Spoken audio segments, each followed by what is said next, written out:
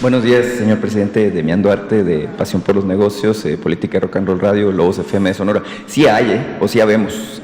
Lo que pasa es que pues no estamos en los grandes medios nacionales, ¿no? Quienes tenemos una opinión más o menos favorable o que somos objetivos al respecto. Dos temas, señor presidente. Uno, la economía. Hay algunos estudios de opinión que ponen en este momento a la economía como la principal preocupación del ciudadano. Afortunadamente parece que estamos superando esta pesadilla llamada pandemia. Y bueno, el asunto es que la economía pues está dando algunos indicadores interesantes. Ayer usted mencionaba el tema del arranque del mes de septiembre con generación de poco más de 2,000 empleos. Afortunadamente mi estado es uno de los que están aportando. Y bueno, el INEGI reportaba también, creo que lo mencionaba también ayer tangencialmente, pues que se reincorporó a la población económicamente activa pues 1,500,000 trabajadores. Hay 49 millones de personas trabajando. Además, las remesas que se reportaron del mes de julio pues fueron importantes, hubo un crecimiento del 7%, alrededor de 3,500 millones de dólares llegaron al país, se acumulan más de 22,800 millones de dólares en ingresos por esa vía, está por convertirse pues en la principal fuente de divisas. Mi pregunta, señor presidente, estamos precisamente en un momento importante, en el mes de septiembre, ya ha transcurrido pues un periodo de 5 meses desde que estamos en esta situación. Incluso las medidas de control de la situación económica pues ya han avanzado, los créditos a la palabra, los microcréditos que usted decidió que se entregaran ya prácticamente están concluyendo. La pregunta sería, ¿qué sigue, señor presidente, al respecto de lo que es el plan de recuperación económica? La economía es demasiado importante, usted ha recordado en algunas ocasiones el clásico ese de es la economía. Bueno, es la economía por supuesto, y los mexicanos, tanto los que estamos aquí como los que están en Estados Unidos aportando recursos a la recuperación del país, pues queremos un mensaje de aliento de parte de usted, del presidente, y que nos explique, bueno, qué es lo que tiene en la visión hacia adelante. Si me permite una segunda pregunta. Sí, pues vamos a seguir impulsando la reactivación de la economía para garantizar el empleo, para decirlo de manera clara y breve. Lo más importante ahora es garantizar el empleo. Lo está diciendo la gente. Lo que más preocupa es el trabajo, el empleo.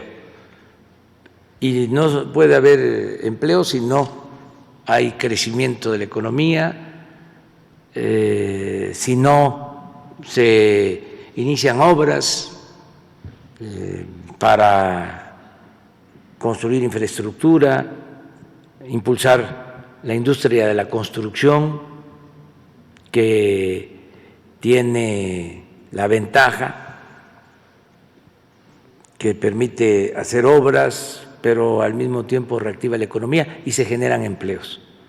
Entonces, el plan de nosotros es seguir creando empleos, tanto con las obras que estamos impulsando de manera directa, sea el Tren Maya, el Istmo, el aeropuerto, la construcción de vivienda,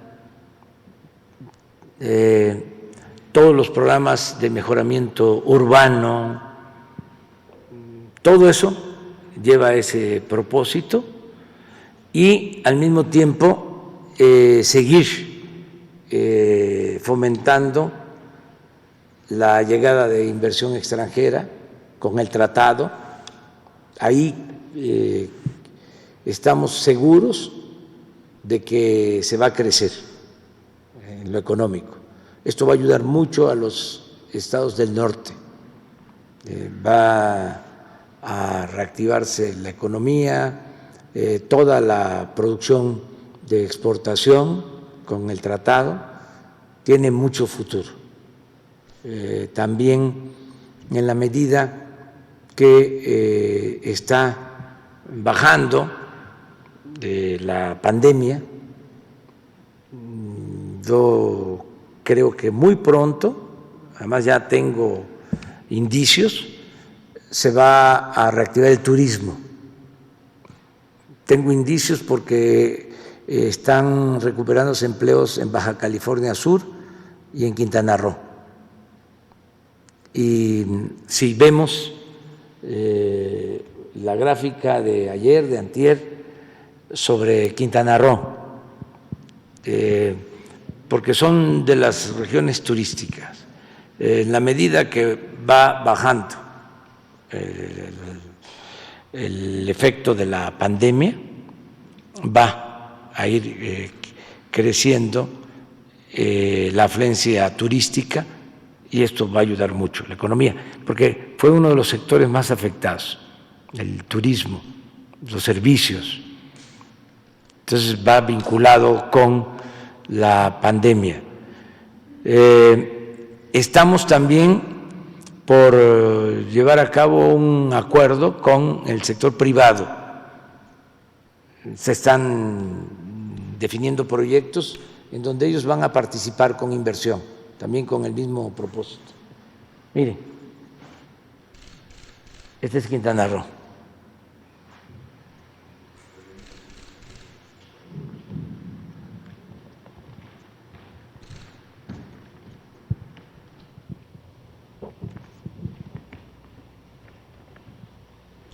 Estos son los casos estimados, ya que hay una caída importante de casos.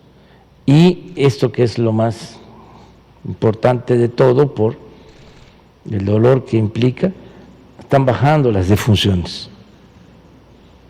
Este es Quintana Roo. Entonces, esto es un buen indicador porque muy pronto se va a regresar a la normalidad. Y lo mismo en Los Cabos y en la Riviera Nayarita, en Vallarta, en los centros turísticos, desde luego Acapulco. Eso va a ayudar mucho en la reactivación económica. Y les comentaba de proyectos con participación de la iniciativa privada, tanto en el sector energético como en comunicaciones. Estamos trabajando para eso. Otro indicador que se mueve muy interesante es lo que estaba verificando, el tipo de cambio. Tiene varios días con mucho optimismo ese mercado en particular, está en 21.55 en esta mañana. Ese es un mensaje de aliento también. Ojalá y se mantenga así. En efecto, se está apreciando el peso. Hay mucha confianza en México. Tiene que ver con el que existe un auténtico Estado de Derecho. Los inversionistas tienen muy buena información, saben dónde hay riesgos de inestabilidad política, dónde no hay piso parejo y se apoya a empresas o a bancos y no hay libre competencia. Los inversionistas saben si existe Estado de Derecho o no, si es un Estado de chueco. Los inversionistas saben si domina o no el influyentismo, saben si el gobierno es serio, responsable o no. Imagínense antes, los funcionarios que habían, los que daban contratos para recibir a un empresario que quería vender algo o participar en un contrato. La entrevista, la audiencia, la cobraban hasta en $1,000,000. Recibían a la empresa o al representante de la empresa o al que quería hacer algún negocio, pero antes tenía que caerse. Todavía no escuchaba cuál era el planteamiento, pero era pagar por ser recibido. Esto puede parecer increíble, bueno, pues se daba. Y ustedes que son mirones profesionales, indaguen y van a ver que sucedía, que no estoy inventando nada. Imagínense pagar $1,000,000 nada más para conseguir una cita con un alto funcionario. Entonces, todo eso se sabe. Por eso hay confianza en el gobierno actual. Y esto ayuda a que se invierta en México, que no tengamos problemas de devaluación, que haya seguridad para las inversiones, para que puedan venir empresas. No se tiene control corporativo de sindicatos. Ayer hablaba yo de que antes se practicaba una política facciosa en donde se iban en contra del sindicato y acababan con el sindicato y acababan con los dirigentes y los expulsaban.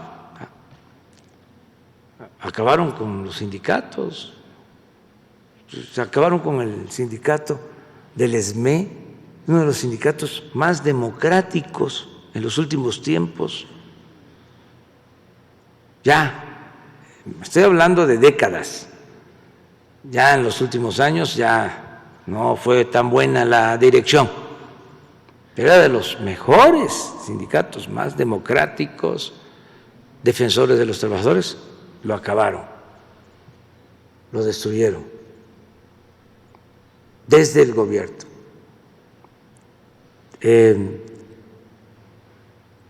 Voy a contarles algo. Cuando se estaba negociando el contrato colectivo para los trabajadores de Pemex,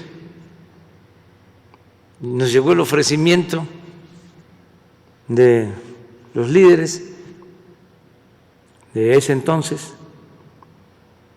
de que mantuvieran sus privilegios y a cambio el gobierno se iba a ahorrar mucho dinero porque ellos iban a aceptar que en la revisión del contrato se aumentara la edad de jubilación de los trabajadores. Así era. Les voy a dar también en el informe que eso que estaba pendiente de hacer en Pemex y que nos los ofrecían a nosotros, y ojalá y lo sepan todos los trabajadores petroleros, porque además les agradecemos mucho a los trabajadores petroleros, a los trabajadores electricistas, como a los maestros, a los médicos, a los trabajadores de la salud, porque están apoyando la transformación. Bueno, ya en Pemex se mantiene el contrato con las prestaciones a los trabajadores. En el caso del SUTERM, del sindicato de electricistas.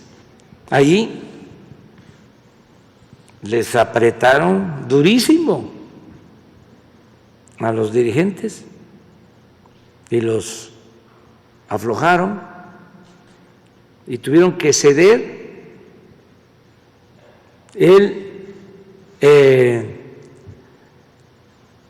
aumentar la edad de jubilación. Entonces me lo plantearon los trabajadores electricistas y ya hace un mes,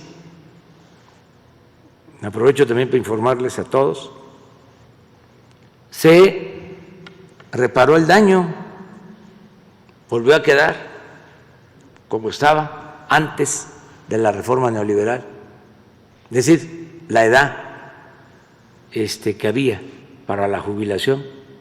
Me comprometí a eso, se cumplió. Ahí andan los tecnócratas corruptos diciendo que va a haber un déficit en el manejo de las finanzas de la Comisión Federal de Electricidad. No, porque estamos ahorrando en la compra de combustibles para producir la energía. Se compra gas, se compra carbón, se compran insumos. ¿Saben cuánto compra la Comisión Federal de Electricidad? Alrededor de 300,000 millones de pesos al año de estos insumos. Y compraban a precios elevadísimos. Ahora tenemos ahorros en toda esta compra de combustibles, ahorros considerables, se los podemos dar a conocer. Le pido a Jesús de cuánto nos hemos ahorrado en la compra de combustibles en la Comisión Federal de Electricidad, lo cual nos permite dar un trato justo a los trabajadores. Imagínense lo que son los trabajadores electricistas. Hay una tormenta, hay un huracán, se deja sin servicio de energía eléctrica a los poblados y al día siguiente, a los 2 días, cuando mucho a los 3 días, ya hay luz. Eso no pasa en otras partes del mundo. Eso lo hacen los trabajadores nuestros, los electricistas, los petroleros, los trabajadores mexicanos. Entonces, sí, a tu pregunta, la economía se va a recuperar, nos están ayudando los trabajadores, los técnicos y también el sector privado. Hice un reconocimiento en el informe. Imagínense, de los inscritos en el Seguro Social, son o eran antes de la pandemia 20,500,000. Perdimos 1 millón de empleos, pero quedaron 19,500,000 trabajadores. De casi 1 millón de empresas, fueron muy poquitas las que dejaron de trabajar y las que despidieron a sus trabajadores. Entonces se portaron muy bien los empresarios, se están portando muy bien pagando impuestos. Ya no hay lo de las facturas falsas. Además, están en curso demandas de las llamadas factureras y no nos vamos a olvidar de todos estos fraudes. Eso está pendiente. El SAT está haciendo un trabajo porque abusaban entregando facturas falsas para no pagar los impuestos. Todo esto es distinto, por eso tenemos ingresos Y por eso tengo confianza de que vamos a salir adelante sin endeudar al país. Ayer un compañero nos preguntaba de que si había un incremento de deuda, desde luego, por la depreciación del peso y por la caída de la economía, pero no se contrató deuda adicional como lo hicieron casi todos los países. Un poco más adelante vamos a poner aquí la información de cuánto se endeudaron los países con la crisis que precipitó el COVID,